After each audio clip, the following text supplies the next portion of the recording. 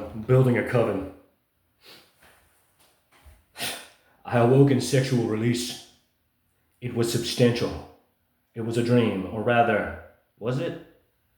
Is she a sick, weird bitch? I don't trust her. In my dream, the one I just had, I was a foreigner. I have no doubt she has a rich cultural, sexual palate, because I'm an idiot who loves a whore. I know that she sees my perspective, that, from my angle, my point of view, there is only a weird psychological bitch. She made it weird. She's jaded by her station. She thinks everything is ironic. That psychic telepathy is a cure for boredom and worthy of degradation into conspiracy.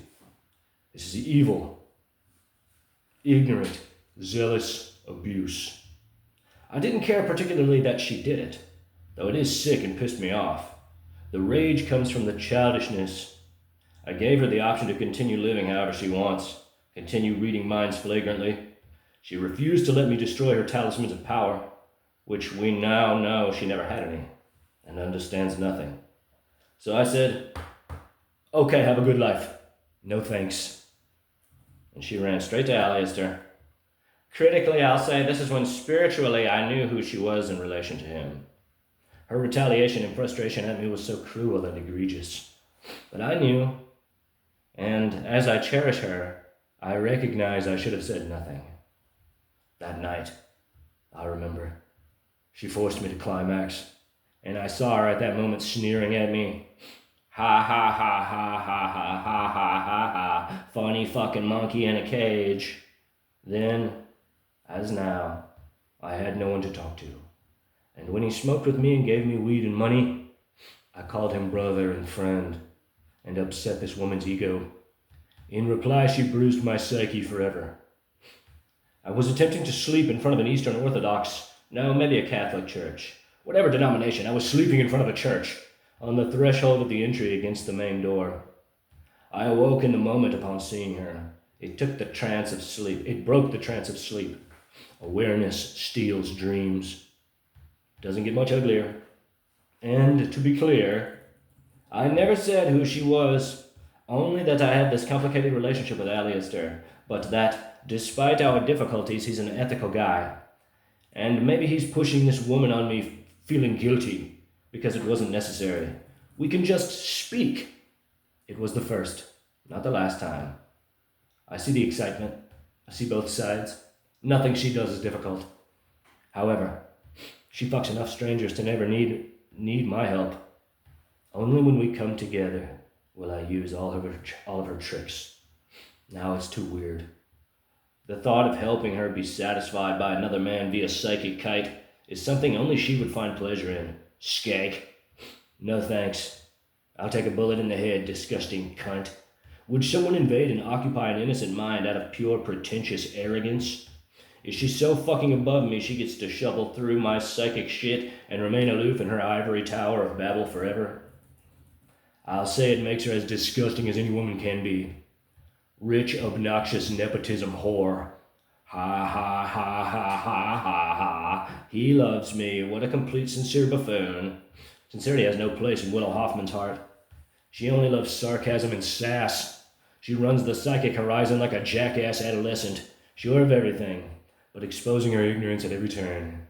All I see is ironic bullshit. So much experience. What is love? What does it mean to be in love? I suppose it's supposed to be special.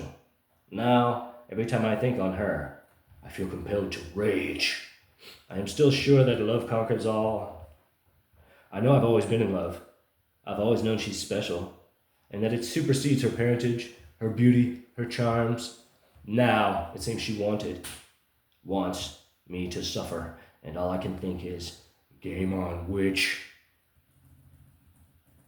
Some fucking game to manipulate me.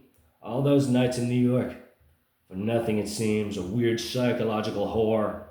Now it feels necessary to meditate on violence, so that we're all having as much fun as I am. She went too far out of her way. What did she really expect? I guess she really is so steeped in irony she thought my curse was a joke. She thinks I'm a fucking joke. How funny. This man instantly believed me. A psychic witch whore. He's my finest hour. A pure white wizard degraded into sorcery. The only magic I know. What a fucking tool he is. All that power and no irony? Sincerity? Compassion? What a jackass. Did she not want me to take her seriously? Did she expect me to assume she's a weird psychological bitch whore? Is that better? I have no reason to respect her now, and every reason to dedicate all my knowledge towards balance. I cannot trust anyone ever again. It is now the middle of January. Snow covers the ground in the deep south. I suspect the snow will degenerate to slush imminently. This is the first I have written in some time. The distance between then and now has revealed much, more than any of us dreamed. I resigned myself sometime between Christmas and New Year's Eve to spend the night ushering in the new year in psychic reverie. I have grown more and more bitter and resentful at all of it, most of all at Willow. The time separating Thanksgiving, wherein I saw Alistair at the table. He set his silverware down at the head of the table, knowing perfectly well I was there.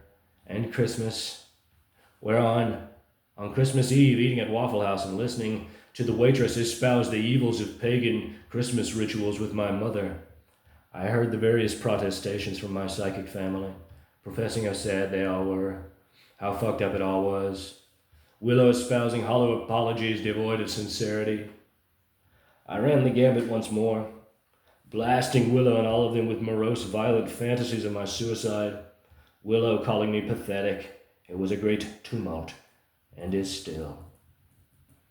I was still convincing myself there was something wrong with me, as has every other man she let close to her. But somewhere along the way, I heard Willow laughing at my plight, my journey, my pilgrimage, my crusade, and everything crystallized. It's a sick fucking joke to her. I printed out her picture and took the first steps towards revealing myself in full on New Year's Eve.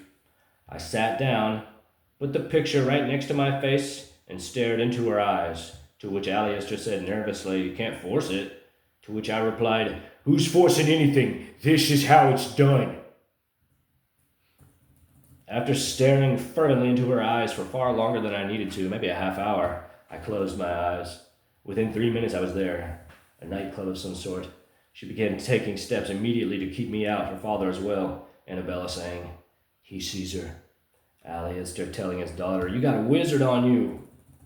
Willow dashed away right at midnight, knowing I was watching, using her omnipotent sexuality to carouse the complete buffoon she spent her time with that night to take her wherever they were staying. She jeered at me all night, moaning like a whore, telling me, "I'm not a bitch, I'm not a bitch, I'm not a bitch," in rhythmic tempo to the pounding of her disgusting cunt. Willow told me she wasn't special. Alistair told me it's just a movie. And by the end of the night I knew. They really are playing the magic game. Game on, bitch.